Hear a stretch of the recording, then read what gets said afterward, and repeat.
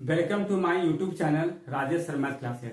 आप सभी को मेरे YouTube channel Rajesh sir math classes में बहुत बहुत स्वागत है। मैं अपने इस क्लास में पिछले जो क्लास जो था उसमें आप लोगों को समांतर रेखा के बारे में बताया था और असमांतर रेखा के बारे में बताया था। जैसा कि हम सब जानते हैं किसे कहते हैं समांतर रेखा, तो वैसी दो रेखाएं जिससे आगे और पीछे बढ़ाने पर जिनकी दूर दूर तक मिलने की संभावना नहीं होती है उसे हम लोग कहते हैं समांतर रेखा। और किसे कहते हैं समांतर रेखा? वैसी दो रेखाएं जिनको आगे और पीछे बढ़ाने पर किसी एक बिंदु पर मिलने की संभावना होती है, हम लोग उससे बोलते हैं असमांतर रेखा। आज हम उस चीज को आगे हम लोग पढ़ते हैं। जब आज हम पढ़ेंगे तिर्यक रेखा। क्या है तिर्यक रेखा और तिर्यक रेखा पे क्या क्या एंगल बनता है उससे। तो जब दो समांतर रेखा को जब समांतर रेखा को जब एक थर्ड लाइन आके काट देती है, तो समांतर रेखा को जिस बिंदु पर एक थर्ड लाइन जिसको हम लोग बोलते हैं ट्रांसवर्सल लाइन यानी कि तिर्यक रेखा जब प्रतिच्छेद करती है, इंटरसेक्ट करती है, तो वहां पर कुछ एंगल का निर्माण होता है। तो वो एंगल क्या होता है? बराबर होता है। क्या होता है, किस कारण से बराबर होता है, उसकी चर्चा हम लोग आपको जो है इस क्लास में बताएंगे। चलिए हम देखते हैं कि यहां पर जो है एक समांतर रेखा हम खींच लेते हैं।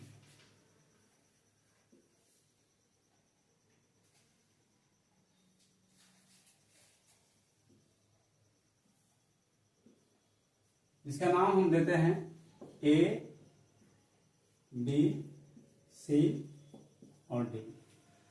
और एक जो है एक थर्ड लाइन आकर जो है एक थर्ड लाइन जिसका नाम हम एल दिए, ये ए बी को बिंदु जो है यहां पर किया प्रतिच्छेद और सी डी को इस जगह पे किया प्रतिच्छेद। तो यहां पर जो एंगल बनेगा तो क्या बनेगा, वो क्या होगा, हम जो है इस क्लास में चर्चा करेंगे। तो ये है यहां पर ये बनेगा, यहां पर जो इस तरह से एंगल बनेगा, इस प्रकार से यहां पर एंगल बनेगा। चलिए हम सुविधा के लिए यहां मान लेते हैं 1 2 3 4 5 6 7 8 मान लिए। तो यहां पे हम देख रहे हैं, यहां पे हम देखेंगे कि एंगल 1 बराबर एंगल 3 होगा, एंगल 2 बराबर एंगल 4 होगा, एंगल 5 बराबर एंगल 7 होगा और एंगल जो है 6 बराबर एंगल 8 होगा। क्यों बराबर होगा? तो क्या रिश्ता है, किस रिश्ते से बराबर होगा, इसको हम लोग देखते हैं। तो हम देखते हैं, इसको यहां लिख देते हैं। एंगल जो है 1 बराबर होगा एंगल 3 का, एंगल 2 बराबर होगा एंगल 4 का, एंगल जो 5 है वो बराबर होगा 7 का, एंगल 6 है वो बराबर होगा एंगल 8 का। क्यों बराबर होगा, किस कारण से बराबर होगा बताते हैं। ये होगा शीर्षाभिमुख कोण।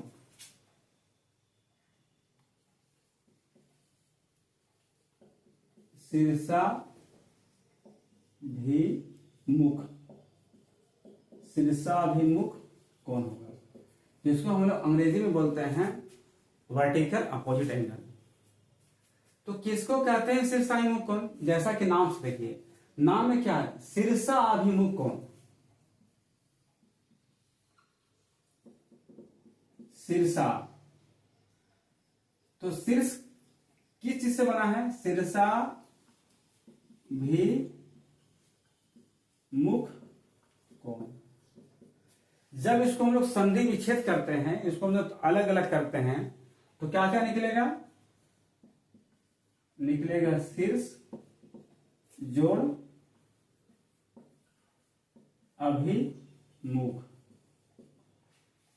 शीर्ष का मतलब हो गया माथा, जहां पर दो लाइन जहां मिलता है वहां पे शीर्ष बनता है। जैसे ये जो है ये मिला, यहां पर ये मिला, ये जो हुआ आपका शीर्ष हो गया। उसके बाद यहां से जो है एक ऐसे गया,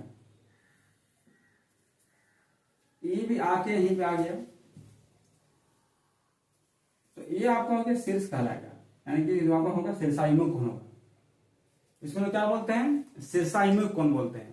क्यों बोलते हैं? क्योंकि इसमें क्या है कि दोनों शीर्ष जो है ज्वाइंट है, मिला हुआ है, शीर्षाभिमुख कोण कहते हैं इसको।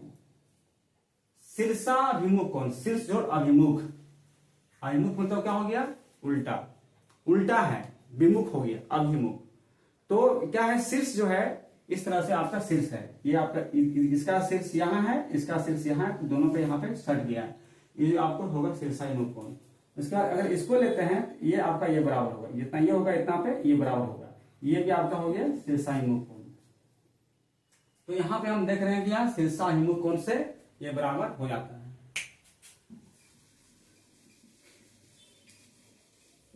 इसके बाद हम आगे बढ़ते हैं, तो ये जो है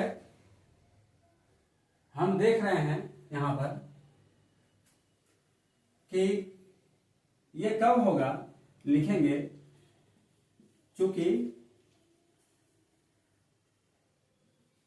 ए बी समांतर है सी डी एवं एल एक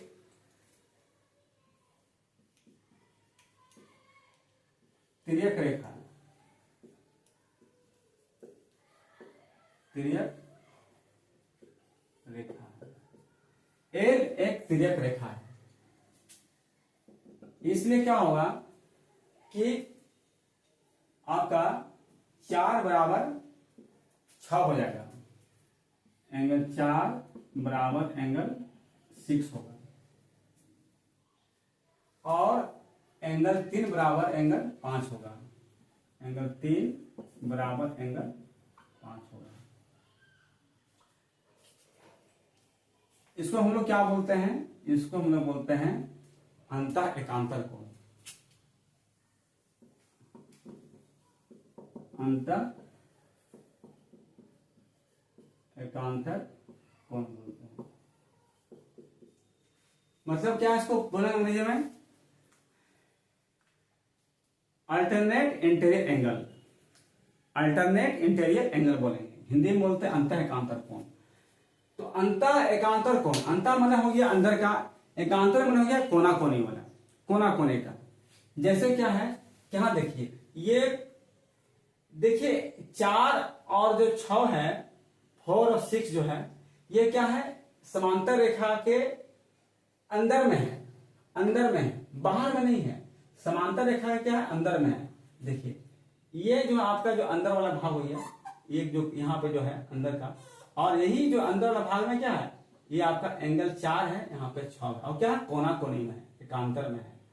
दूसरी बोलते हैं कि अंतर मतलब हो गया अंदर वाला, एकांतर में हो गया कोना कोनी, यहाँ इस कोना का एक कोना का अंतर एकांतर कोण। अब देखो उसके बाद क्या है? ये कोना का एक कोना, ये जो है 3 और जो 5 है, ये क्या है? अंदर में है, समांतर रेखा के अंदर में है, और क्या है? कोना कोनी में। तो इसको हम लोग बोलते हैं अंतः एकांतर कोण, अल्टरनेट इंटीरियर एंगल।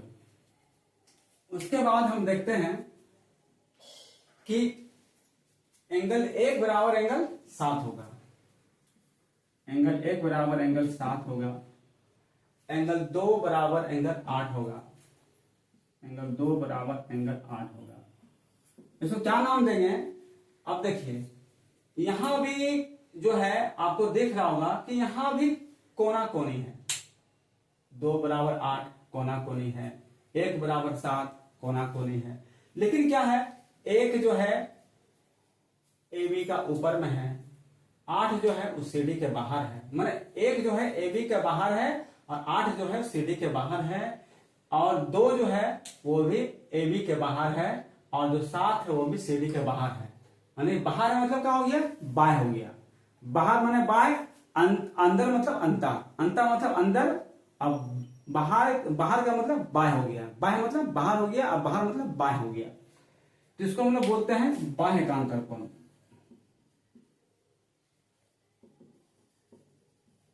बाह्य एकांतर कोण,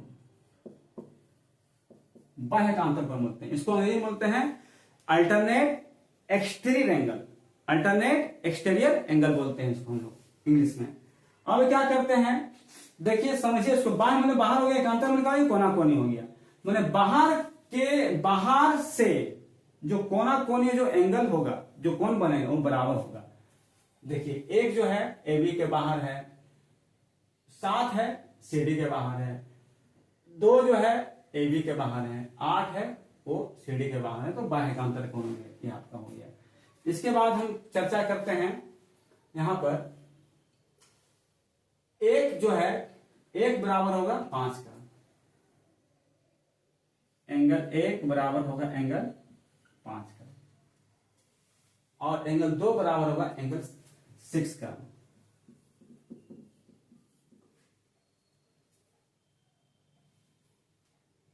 उसके बाद एंगल जो है 4 बराबर होगा एंगल 8 का, और एंगल जो है 3 बराबर होगा एंगल 7 का।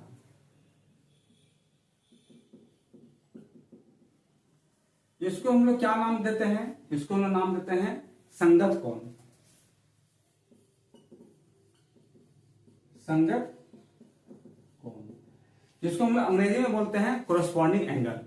संगत कोण मतलब क्या हो गया, कोरस्पॉन्डिंग एंगल। किसको बोलते हैं संगत कोण? संगत कोण का मतलब हो गया कि जैसे मेरा अगर लेफ्ट वाला एंगल है तो आपका भी लेफ्ट वाला एंगल होगा, मेरा अगर राइट वाला एंगल है तो आपका भी राइट वाला एंगल होगा, अगर मेरा ऊपर वाला एंगल है तो आपका भी ऊपर वाला एंगल होगा, अगर मेरा नीचे वाला एंगल है तो आपका भी नीचे वाला एंगल होगा। वो आपका हो गया, इसी को बोलते हैं संगत कोण। तो देख कैसे यहाँ पे, तो ए बी और सी डी क्या है, वो समांतर रेखा है, और ए जो है वो तिर्यक रेखा है। उस तिर्यक रेखा को जो है, अब यहाँ पे देख रहे हैं कि समांतर रेखा ए बी और सी डी है, और तिर्यक रेखा के देखिए आप बाईं तरफ, बाईं तरफ में क्या है, ये क्या है यहाँ पे, ए बी के नीचे तो सी डी का भी नीचे बाईं तरफ। अब देखिए राइट में देखिए ए बी के राइट, नीचे का राइट, सी डी के नीचे का राइट बराबर है। उसके बाद देखिए आप जो है ए बी का देखिए, ए बी का और तिर्यक रेखा जो एल है उसके देखिए ऊपर, देखिए ऊपर का लेफ्ट, और देखिए इसका सी डी का ऊपर का लेफ्ट। उसके बाद देखिए आप जो है तिर्यक रेखा जो एल है उसके देखिए दाएं, देखिए दाईं तरफ, राइट तरफ देखिए, राइट में क्या है, ऊपर का जो है आपका 2 है, इसका देखिए सीडी का ऊपर का आपका 6 है। तो ये क्या है आपका, इसको बोलते हैं संगत कोण, यानी कि कोरस्पॉन्डिंग एंगल क्या होता है, आपस में बराबर होता है। उसके बाद जो है हम चर्चा करते हैं क्या कि,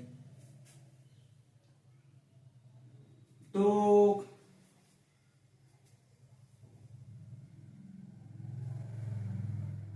आज के लिए बस इतना ही। अब हम लोग अगले क्लास में मिलते हैं। अगर आपको ये अच्छा लगा होगा तो एक बार जरूर लाइक कर दें और सब्सक्राइब कर दें, ताकि मैं आपके लिए अगला भी वीडियो इस प्रकार से लाऊंगा, ज्ञानवर्धक वीडियो लाऊंगा ज्योमेट्री में। बहुत बहुत धन्यवाद आपका।